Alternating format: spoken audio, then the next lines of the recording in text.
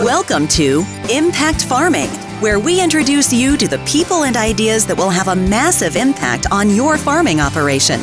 Brought to you by Farm Marketer. Sit down, start the engine, and let's roll with today's show. Have you heard? Season 2 of the Pioneer Made to Grow podcast with host Andrew Campbell is back. New topics, trusted industry voices, more expert ag advice. Find it wherever you listen to your favorite podcasts. Hello, everyone, and welcome back to another episode of the Impact Farming Show. Today, we have a fabulous returning guest, Kelly Dobson. How are you? Well, I don't know if I feel fabulous, but I'm actually doing very well, Tracy. There you go. Fabulous indeed. So we have Kelly returning. Kelly is the founder and performance coach at LeaderShift Inc. And we're going to be talking about getting more of what matters most. Who doesn't want that? That's amazing. So are you ready, Kelly? I think so. Perfect. So before we dive in, do you want to tell our audience a little bit more about who you are and what you do? And then we'll go from there. Sure. So I would imagine people who've watched your podcast, Tracy, probably already are somewhat familiar with who I am. So I won't go into a long diatribe. But so I actually farm in Manitoba, fourth generation. And I've had a lifelong fascination with leadership and leader effectiveness. And that resulted in the fall of 2017, starting up a business called LeaderShift. And it started off as primarily a coaching business. But what I quickly realized is that as I began working with farmers directly in farm families and in farm organizations, is that there was a real opportunity to provide. I noticed a gap there, that there was this idea of leadership skills and leadership development, that if farmers and the clients I was working with had more leader development, that things were going to go a lot better for them. And so I realized that I could coach, but there was a real training component. I found more and more of the conversations, there was more about telling people about it. And so without really intending to, I ended up starting a leadership training program. And that very quickly evolved into the National Farm Leadership Program, which has been a great partnership with Farm Management Canada and Heather Watson. I think we're going to have our sixth iteration of that here coming in January 22, and the interest has been slowly growing. And we've got another program here as well. That's an introductory program that's 4 weeks instead of 11 months. So that's sort of what I've been doing in the ag space. Okay. So why don't you share a little bit more about your leadership program? And then that'll set the basis for the conversation, I think. It's always nice. I know when I'm listening to podcasts or YouTube videos to go, okay, who is this guy? Like, what's his experience? What did he do in more detail? What do I really do? Yeah, what do you really do? So do you want to talk about that program? Because I know we'll kind of weave our way through and touch on it throughout. Sure. So when I started realizing that there was a real need, not necessarily a demand, because so many people, and this is what's been interesting. I'm hearing lots of advisors talk about, and Farm Management Canada has been doing a lot of promotion about this, is that there's a lot of really good farm business management advice available and services available, and a lot of knowledge and products available. But the uptake is actually not sort of meeting what the need is. And they're trying to figure out why is that? Like, why aren't farm clients taking the advice? Why aren't they signing up for more farm transition services? And what I've been trying to tell everyone, and it's sort of evolved into the National Farm Leadership Program, is that what goes around as farm business management challenges or issues, I think, are actually just signs and symptoms of leader effectiveness issues. In other words, that it's not a business structure component about the debits and the credits and the marketing, but it's like, but why didn't they pull the trigger? Why can't they come to an agreement? What's really going on here? Yes, totally. And when I came back from grad school, I started seeing, when things would happen, I started seeing everything from a leadership lens and from a human systems lens, as opposed to spray, not spray. It's like, well, why do certain people choose, make the choices or don't make the choices that they do? And it's not based on and even the numbers. Like, well, why won't they open up a spreadsheet and run the numbers? Yeah. What's that all about? So what we do inside of the National Farm Leadership Program is And our goal is pretty lofty. Our goal is to provide, really what would be, I would say, an executive level leadership program that would be available for middle management and higher in the private sector, that you might be available if you were in Winnipeg, Calgary, Montreal, Vancouver, and make that available right into the farm gate.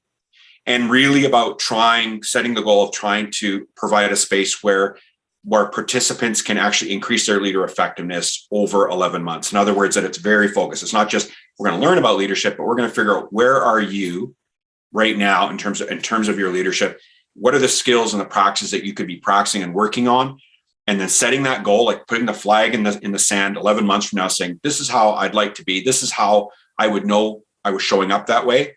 And then providing the skills, the training, and the support to get them along the way. Because there's definitely a knowledge component that for the most people, for the first time, they realize that this human system thing is actually understandable. They can actually understand it, just like they can diagnose why a car won't start. They can actually start looking at why relationships go sideways, and they can see it. And it takes time, but they can see it in themselves, and they can see it going on in their businesses, and they know what's going on, and they can do something about it. And as we go through the program, we get them practicing and going out and trying some of the skills throughout the program. And what they do is they start seeing that it's working. And what happens is that it gets them more and more interested in spending more attention and time working on the relationship side of the business, as opposed to just the doing and the managing part of the business. And so we spent a ton of time making it accessible to farmers, because people are super busy. So we've had to use the technology and audio casts but yet we still have an opportunity for people to come together in a 3-day residency out in Victoria in March 8th, 9th, and 10th. So it's one of the warmer places in Canada. So it provides an opportunity to have an offsite, which most farmers don't really have. They might go on a vacation, they might attend a conference, but to have their own offsite so that they can really focus on themselves and on their business with a group of people who are also working on that. For many, they experience that as a pretty unique opportunity. So that's the National Farm Leadership Program. Okay. I love it. This is my jam, as you know. Everything in life. Yeah, we have great episodes together. Everything in life to me is an inside game, right? My relationships, how I do in business, how the farm does, everything. And I know that. And I love that you're bringing these ideas to farming. And I've mentioned this, I sound like a broken record, but I got to do it. In mainstream business, like the entrepreneurial space, to have a coach to focus on leadership, that's like a must. It is like just what you do. And you know what? Often the dollars are bigger in farming. So this type of idea and mastering the inner game, just gold to me. So wonderful. Okay. So you mentioned a little bit earlier, and when I heard you speak at EggX, you said you noticed that the interest in leadership training is changing a little bit. Do you want to touch on that and kind of your thoughts? Yeah. So when I got into this, when I went to grad school in January 2015, I don't even think you could hear the word leadership even used in the ag space, in print. You never heard it. Yeah. And in 7 years, it's coming up a lot. It's being used a lot more frequently and in different uses. So what I'm noticing now is our numbers are steadily growing every time we do an iteration. So in other words, with the exception of LeaderShift Insight, which is a 4-week program, so it's an introductory program that people can take it who are maybe just that's their level of engagement that they're ready for. Leadership only works with so many people per year, because that's about as much as we can handle and what it takes to get people through. Those numbers are actually steadily increasing year over year over year. And what we're really noticing, and I think what encourages me, is that I'm starting to have different conversations with advisors in the advisory space who are actually starting to see the connection between that they've got great products and services to help support farm business success and even transition or even expansion or whatever their focus is from a financial standpoint. But there's this lack of uptake that they can't quite put their finger on. Like, why are people declining the offer when they know it could really help them? They could see that they need it. They know that if they would agree to partner with them, that they could provide real value to them, but yet they're getting declined. They're like, no, it's okay. And so I've had a number of conversations, and I think I mentioned previously that I'm trying to explain to them that so much of this, like what was the quote I used? I mean, there's an abundance of knowledge and expertise in agriculture, but there seems to be a scarcity of capacity to want to use it.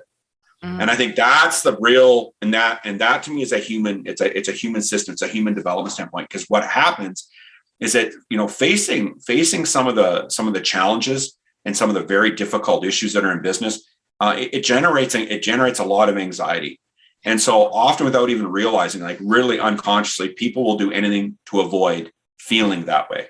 And so unless people can actually understand what's going on, and actually that's one of the first things we teach in LeaderShift Insight, is this idea that it's simply put, and this is very old, this is decades old psychology. This goes back to early 20th century, that what we focus on triggers an internal state, which we could call that feelings, emotions, affect, whatever the word you want to use, that drives a particular behavior. Yeah. Now, if we're driven by negative emotions, the behaviors we often take are often quick fix, short term, and they're all around designing not to actually fix a problem, although they do appear problem solving in nature. The problem they're really trying to solve is how can I stop feeling this way? And the minute that they stop feeling the anxiety, they stop doing whatever it is that was helping them feel better or solve the problem. So what happens is you get this oscillation, sort of doom loop up and down, where they start working the problem, then they stop doing anything about it, and then the problem comes back again. And so their anxiety goes up, so they try to do something about it, and it starts working, but then they feel better. So then they stop doing it, because it's all driven based on anxiety. And when we can get people to understand that and start understanding a different way, and this goes right into neuroscience and how we use our nervous systems. If we can actually start tapping into going, all right, I totally get that. I can see myself, I can see my past in interactions, how I've been working that way. And if I want to make a shift in how I want to show up differently, so I want to be thinking more outcome orientation. What do I want to see happen, and how can I do that, and get really serious about what that looks like? Then we can actually start problem solving in service to outcomes, rather than problem solving in service to just not feeling yucky. And most people would deny that actually is true, but it's universal. Yes. Like there's no one who's exempt from that. The question is whether or not we're willing to confront it, and whether we've got the skills to make different choices. And that's, fundamentally, that's any leadership program, development program, or coaching that's worth its salt. That's basically what it does. The question is then how?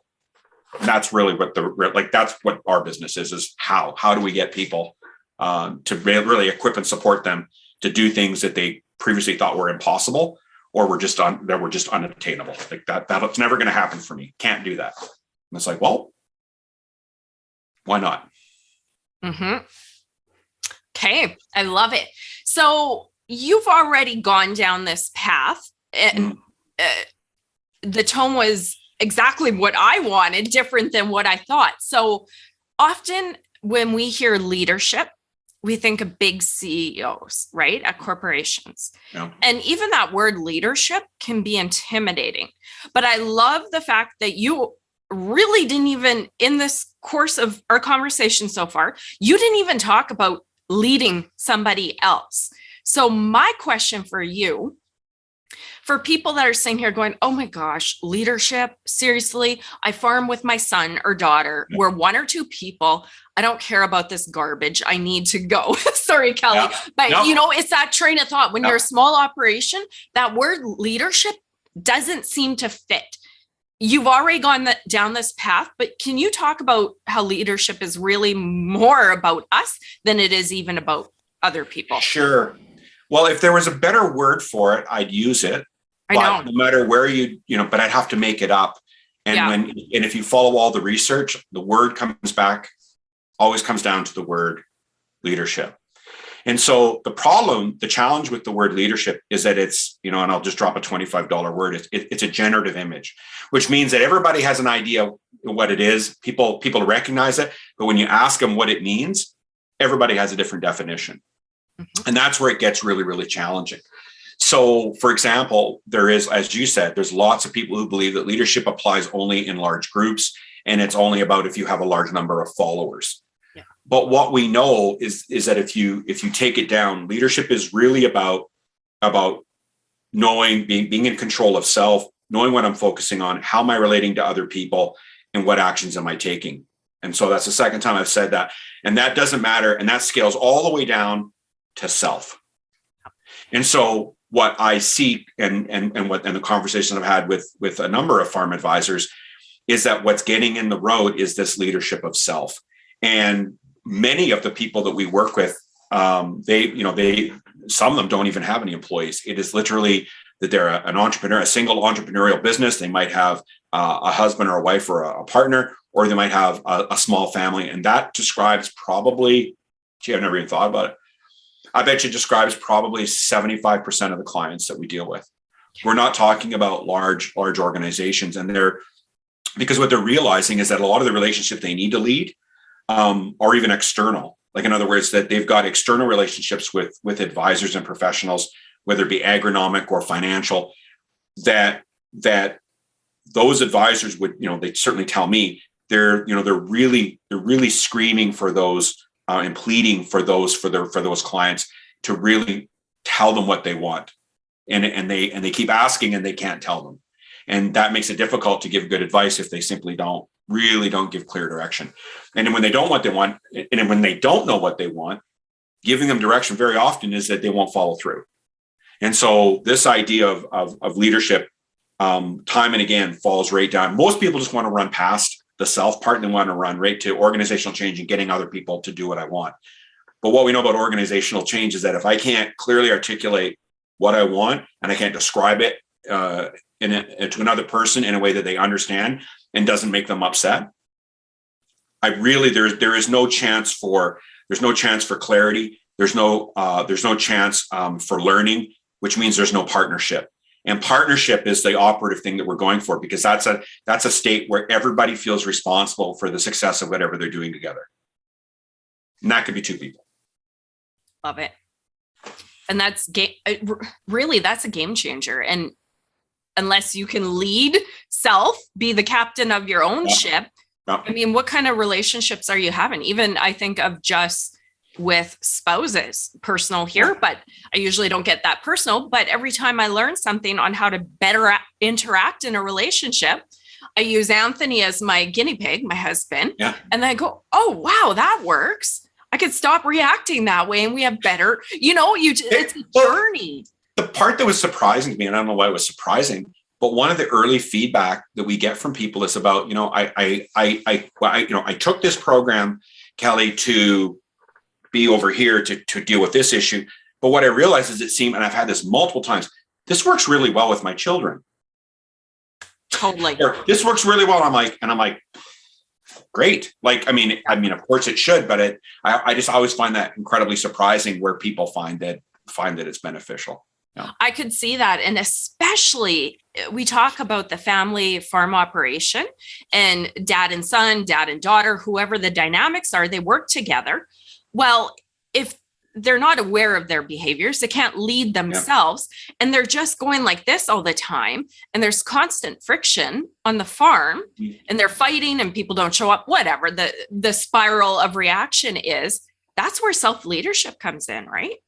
Absolutely. And that's actually is a part big focus. Is a focus on what our introductory program, LeaderShift Insight, is about. Most people are blown away that, first of all, this idea that there's a very map of this idea of focus triggers inner state, which drives behavior, and that depending on what we focus on completely and making the connections between those. And that what they're also really surprised is that there are some very predictable patterns of behavior that show up, that have been well studied and well understood. And when we show them what those patterns are, and then say, okay, so apply them in your circumstance, their jaw just goes bangs back up going, and they start seeing it everywhere and going, okay, so how do you want to break that pattern and create another pattern of another pattern of relationship that's more effective, that's more generative? Because the people who come to work with us, most of them, I would say maybe 25% are people who are very progressive and have a self-development plan. So this is just one of the things on the list that they're doing, and every year they're doing something. I would say the vast majority, like I'd say probably 75%, they're coming in because for whatever reason, like they come in with a problem. In other words, that's something they don't want, don't like, or don't have. And they don't want that. But what they increasingly, they realize, but what comes up very early is how they're showing up is unsustainable and it's unscalable. And they've pushed this way of showing up in the world as far as they can go. And now they're realizing that it's just like, even if they double down on their effort, they just get barely any more results. And they go, well, I can't double down anymore. There's just nothing left of me. Like, there's only 24 hours in a day. I'm burning up relationships. Like, we've got regular, consistent employee turnover. These relationships are barely functional.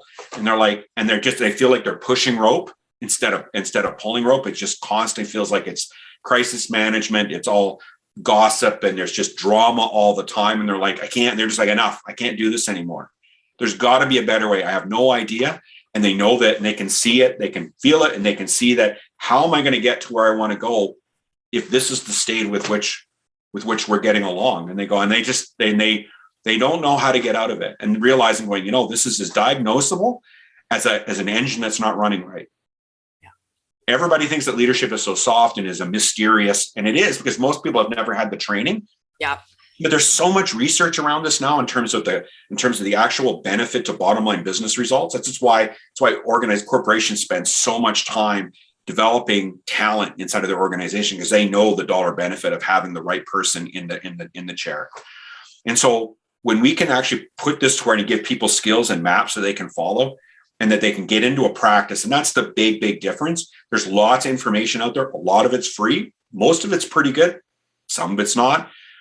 But the big difference is what we can apply, and what most people, and that's the real, it's the real decider between those that really get a big benefit out of leader development and those that don't, is that realizing that leadership is a participant sport. It's an active activity. In other words, it's just like it's like, you can't read a book on hockey and be a good hockey player. You can understand how it's played. You can understand all the rules. Doesn't mean you can skate down the ice and put a puck in a net. And leadership is the same thing. It's really about practicing, and nobody gets better without practicing. The question is, most people say, well, what do I practice? And that's what coaching and leader development creates, is what do I need to practice for me, and how do I need to practice it, so that over time I get these small micro benefits of personal improvement that start scaling. And what they really are amazed at is that how a couple of small improvements can suddenly create big shifts inside of their business. Like, suddenly something that they have a choice that they didn't have before, and that opens up a door that was never there. I mean, it always was there, but for the first time, it's like, I don't have to do that. I can do that. Yeah. And when I did that, suddenly people are like, well, I could do that, or I can help you with that, or and suddenly everyone starts working. Everybody puts their heads together, and out comes a decision or a process or an agreement to move forward with a whole bunch of energy and commitment and partnership that was previously not there. Everybody kind of wanted to, but it was just, everyone was basically rubbing up against one another and working at cross purposes. I love this. We're going to count how many times I say I love this during the conversation. Okay. Get your little notepad out. We have about 4. I have such a bit of a pet peeve when they call these soft skills. And I've said this in multiple episodes. It's not soft skills. These should be the hard skills, because farmers know how to farm. They know how to grow crops. They know how to grow animals. But these soft skills, at the end of the day, I truly believe, are what make or break a great life. To me. So here's the thing. So 2 comments to that. And now a repeating comment that we're hearing by about 2/3 of the way through the program is that it's common now that we'll have at least 1 or 2 comments where people will say, so why isn't everybody taught this? Yes. Why wasn't I taught this 10 or 20 years ago? I could have saved unbelievable amounts of grief and frustration, and anxiety, to learn that. And secondly, I would offer, and again, maybe we're going to get some hate comments in the chat box, but I think the people who perpetrate this idea of soft skills, they often have business degrees. In other words, it's all about columns and rows. And I was one of those people in 2015. I thought all problems could be solved by first lifting the lid of my laptop and then opening up a spread. And that this is all about it's all about strategy. But at the end of the day, it's about partnership. Yeah. Because at a certain part, we just need people working together towards something that we both care and keep everybody committed. when we understand now how that actually happens, that it's not mysterious, and we can give people really solid maps, like almost down to the level of IKEA instructions, to all the way to simple, like what I call like a really good troubleshooting guide on a back of that you get on a tractor. Like if the tractor doesn't start or this doesn't work, try this, and this, or it might be this, and this, and that they can do that for themselves. And including, like, one of the things we just added this year is the idea of how to lead inner conflict. Like, one of the things we've come up is that we've actually got a map or a process now whereby people can actually work their way through their own inner conflict, which is what people will often show up when they need coaching, is that they're stuck. Yeah. There's a part of them that says, 1 foot on the gas, and there's another part of them that says 1 foot on the brake. Amen. And they don't know what to do. And they're just sitting there and they're churning and churning and churning. Yeah. It's very human, but there's actually instructions. We actually know how for people to self-lead, and oftentimes they'll still need a coach or someone to work through. But that's the nature, and that's sort of what the nature of it is, to work through very difficult issues. But we can actually teach people how to lead inner conflict so that they can talk themselves out of knowing what they want most, and to take action in the way that best serves. And before, it's always been experienced as mysterious, but that's the joy, I think, of the 21st century. We're able, because of the internet, we're able to take disciplines from psychology and from leadership and from management and from mindfulness and from different streams and blend it together to create a far more powerful understanding of what it is to try and do all this. I love it. And you nailed a point I was going to say. We have such opportunity in this day and age to do things different on our farm and with our families, and not to throw anybody under the bus, because I truly believe most people are doing the best that they can with what they have and know. So you look at my grandfather, great farmer, great man of his generation. Sure. Handled self-leadership and family leadership in a way that's not too favorable for people from our generation. So you look at that. Honestly, he had a newspaper that didn't even talk about stuff like this. He really had no hope to get past that, right? Yep. And then you look at my father's generation, a little bit more information, but it's not really, and with avoiding ages here, it's not until about this generation where we have the internet and all of this. And you know what? We can do things so much different than the generations before. That's why I do this show.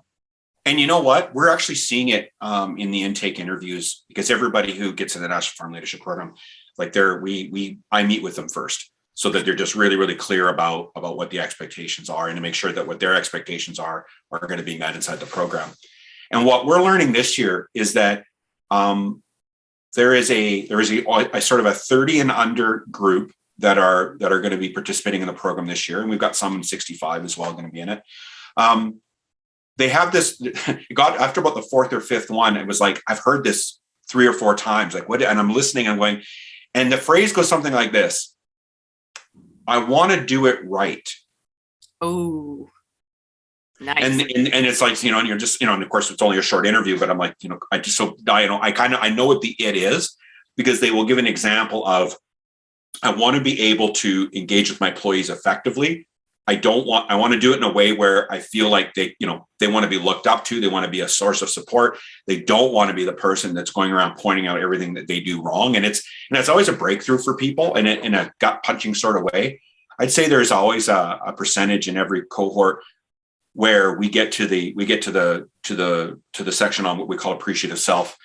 And they realize for the first time that they've been super good at telling everybody what they don't want and don't like, but they never actually were clearly described what they wanted and what they want more of. And so in other words, how can anybody know what to do and how to do it correctly if all you ever do, if 90% of what I talk about is what you did wrong? Yes. And most people go, well, that makes common sense, but play back all your interactions that you've had with people and you realize, I spent all my time telling them what they did wrong. I don't ever spend enough time telling them what I want more of, or what matters most to me. And when they do that, that creates a much more clear map. And so they can actually get, which feeds into things like culture, which feeds in the ability of being able to have those kinds of clear conversations. And so for many people, it's a complete rethink of how they're thinking and how they're relating to others. I love it.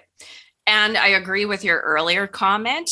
I think one of the biggest crimes that happen in this world is we're not taught this stuff from a young age. Yeah. Absolutely the biggest crime, because I really do believe our relationships and our lives would be much different if we learned these skills as kids. Yeah, it's humbling. So my son, just for example, my son does all the audio engineering for LeaderShift. So he's very good at putting slides and putting audio stuff. So he's listened to my voice probably more than the average 20-year-old has, or 21-year-old. He's going to be turning 21 here in a couple of weeks. And it's amazing to watch him interact with other people. And I look at that and I'm like, how does he possibly know how to do that way? Like he is where I'm like, why couldn't I have shown up like that at 21? And part of that is I think it's because he spent so much time with the headphones on, clicking together all this stuff. And we've always set him up with experiences both on the farm and in his off-farm job, where he's always in this notion of in a low-level leadership position at 20. And he's had a lot of opportunity to practice, but I think he's also had some opportunities to know the difference between what works and what really works. Yeah. And I think he's had an opportunity to really try that. And it's amazing to watch it. And I think that's what's exciting about all this, is that there is that possibility for people. There's no real excuses anymore for low leader effectiveness. We can measure it. We know what it is. We can diagnose what it's all about and how, and we can show people a path to incrementally get better. And I think a lot of people, and again, this is the other challenge, a lot of people under this idea that, leadership is about large organizations and a lot of followers. A lot of people believe that sort of leadership is sort of something you either have or you don't. And the truth is, from a personality standpoint, there are personality characteristics that tend to lead to make better leaders than others. But what we know is that it's not really, although we always want to be striving to be really great leaders, we don't need to be perfect. We just need to be effective. And when we can get people over the idea of needing to be perfect and just being effective, what we realize is that it doesn't have to be smooth. It just has to work. And that gives the idea for people to try it. And it may not work the first time, but if they can keep learning, and that's sort of that growth mindset, and keep trying, keep practicing this idea of leadership, that they get better over time. And that it's far better to try showing up in some of these conversations and not succeeding than it is very often than not trying at all. Because what often people are concerned about, people are a lot, I get an interview maybe once a year talking about conflict on the farm. How to deal with conflict. And I'm like, well, actually, I'd be a fan if there were more conflict. I'd say most of the challenges I have is that people don't want to share their experience. They don't want to put their hand up and go, you know what? I think there's something you're overlooking here. Yeah. And I'm not comfortable going forward this way. Yeah. And there's so much of that silence that gets in the road. And a lot of times because people don't know how to get their foot into the conversation. And that's like, we can measure for that. We can measure who those people are, why it's been a good strategy up till now to do that, which means that usually they get along with others, very agreeable. So it creates peace and harmony. Unfortunately, typically, if you stack up the years and yet years lead to decades, you don't get your needs met. Right. And it's toxic and it builds resentment. Yes. Well, once it gets to resentment, then it's pretty much counseling, and it leads into breakups. And because once it gets to resentment, it leads to bitterness. And at that point, How many I can think of, I know a lot of farm families right across Canada, and even different situations within our farm family where there was a ton of resentment because nobody can communicate, right? Yeah, sure, you're keeping the peace externally, but not inside. Yeah.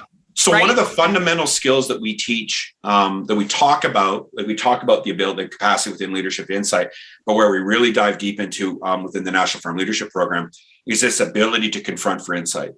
How can people initiate and get their foot in and start a conversation of consequence, and do so in a way where the intent is to learn, the intent is to be clear about what's going on for me, and that it has the lowest probability of generating any unnecessary reactivity in the other person. And also the next layer above that is to be tolerant of being comfortable being uncomfortable, because that's a big part. Like, no, and I've heard this time and again, the threshold for an effective conversation is that nobody can get upset. And you even see this culturally now, right? It's like, no, if I feel like I'm getting upset, that's not appropriate. You don't have the right to make me upset. And I'm like, you know what? Getting upset is pretty much anything that matters, that's worth talking about, is going to make somebody upset. Yeah. So the question is, how can we do so respectfully? And how can we be tolerant of our own discomfort in that conversation?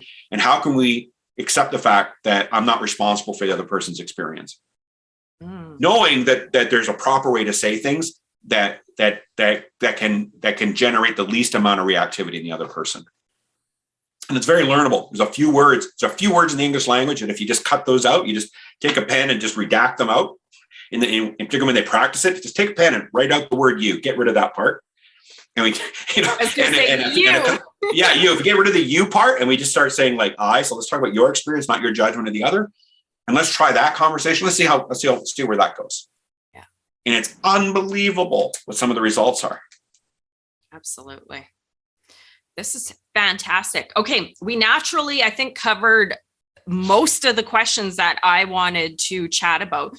Pain points and why people show up into the program, what they're saying. I heard one of the farmers you interviewed, Egg X, say how I show up determines how the farm does. We talked about leadership born with it or learned. Do you want to touch on any more of those? I know we've chatted about the program. Take this where you want to go. Yeah, I think the part I'd point out is that a lot of, what's really, I find really gratifying, and one of the things we started very early, and again, it's part of how I was trained, is that everybody's welcome. There seems to be showing up to be more interest in younger farmers, seeing this as a critical skill. But we've also had a number of people who are well into their 50s and even into their 60s signing up for training, and that it's something that can be learned. I would say at virtually at any stage of life if you want to. There's something for everyone, and that and I think we're particularly proud of the fact that everybody comes in with their own particular challenge or interest about why they want to do this. But what I really enjoy is that every time we get a group together, that group has a whole life of its own. And it's exciting to see the interaction between younger and older and male and female and different aspects, and how we can take that and use that in service to each other. Like, that's something where this sort of doing it on yourself, like a self-study program or just reading a book, you don't get the value of, and this is one of the very early things that we learned in the program, is that the coaches do the coaching. Your job is to observe the learning and the growth in the other people. And it's amazing. People say time and again, and it's well studied, of seeing other people's experience and then being able to learn from that. And invariably, by doing so, coming in together in a group, there's always a time where someone will say something and the person, their jaw will just drop and go, that's exactly my experience. That's exactly what went on for me.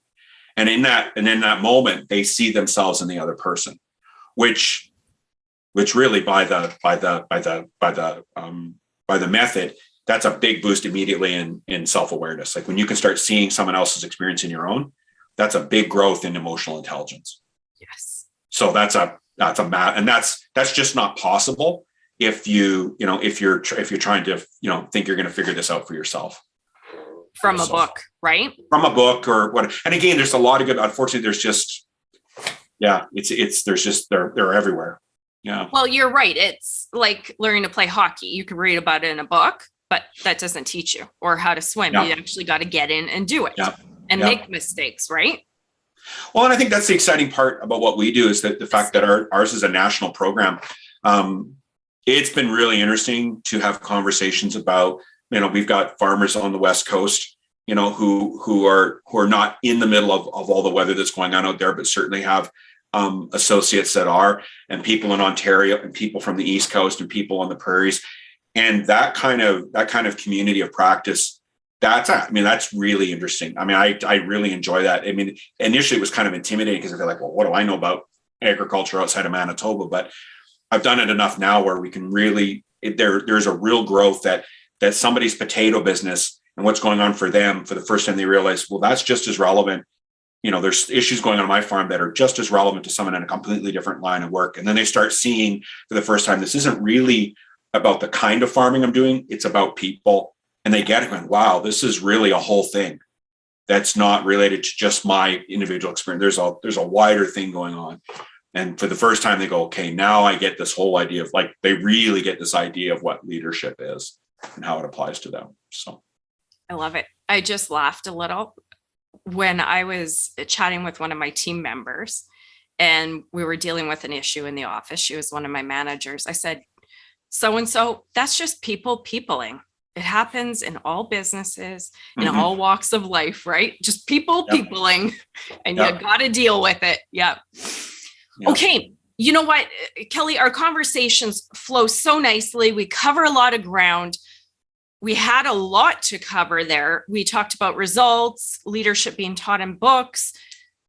Is there anything else that you want to cover? I feel we covered all the ground well, naturally. You just, the course of the conversation. Is there anything else that you want to add to this conversation before we do a wrap up and where you share how people can find out more about your work and the programs that you offer? So let me know if I think, and I'm really pleased with, with the conversation we've had, Tracy. The one thing in it, and maybe it just ties into the wrap up, a lot of people, and so I would just open this up to any of the listeners if they're curious. Most people need to have a conversation before they're ready to decide how they might want to move forward. And, and whether it's questions or whether it's skepticism or whether it's finally making a decision going, does my circumstance, what's going on for me, can leadership development or leadership for that matter, is that a solution to my problem? Like many people, they have a real hard time making that connection. Like they kind of think they do, but they're not sure. Because for many, it's the very first time that they're even beginning to look at that this might be something else, that it might be a whole different approach to this challenge that's in front of them. So I would just open up going, that is completely normal. That is, I would say 80-90% of the people who we come to serve. And sometimes we have a conversation and 2 years later, they'll end up becoming a client. I just want to open it up and welcome that if that feels like that's you, don't hesitate to get in touch with us. I welcome a conversation to support that. And that if you feel that it takes, that it takes some time to decide for yourself, that's okay. That's perfectly okay. Oftentimes people, it's the first time that they're seeing it this way and that they want to probably have a conversation about that. Perfect. That makes a lot of sense. Good words of wisdom right there. So if you don't have anything else you want to add, I know we could probably go on for like a 4-hour marathon and talk about different subjects. Sure. I'm sure we could. I could crack out the graphs. Yeah. Oh, I love it. Yeah. Talk about all kinds of things. We'll do a 5-hour segment, right? If you don't have anything else you want to add, can you just do one final call out on how people can connect with you if they want to have that chat? Sure. How can they do it? And where do they find out more about the National Farm Leadership Program? Sure. So to contact me directly, probably the best is to start by email. So that's Kelly at leader-shift.ca. And that's all lowercase. Our website is leader-shift.ca. And if you click under the Take Charge link, that lists all of our programs and services. They all kick off at the end of January. I think January 21st is the deadline for application to the National Farm Leadership Program.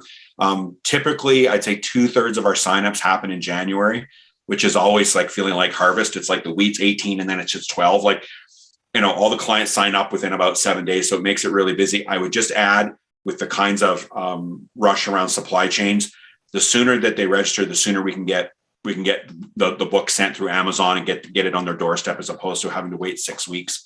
I would just encourage that. LeaderShift Insight, same thing. It starts on January 25th. All the information is available on the website. And so if you're thinking that maybe 11 months is a little bit much, that program's a great start. And it's we're excited to offer that program. We were able to, one of the things I've been really excited about is all of the relationships that I come into with different people practicing this over different parts of the world, a lot of the communities of practice that I'm associating with, the vast majority of people are from the United States and from Europe. And so it's very, very interesting to be able to grab and license some of that intellectual property and modify it to make it really, really accessible into the ag space. So I think that program is one that I think could really serve a lot of individuals and groups inside of ag space. So just invite people to take a look, and whatever questions they have, I'd be happy to answer. Perfect. Guess what, Kelly? I love this conversation.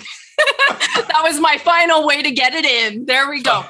Thank you so much for spending the time sharing your wisdom. I think these ideas and the work you do are game changers for the farmers out there looking to improve their lives and their farming operations. So thank you for your time. I really appreciate it.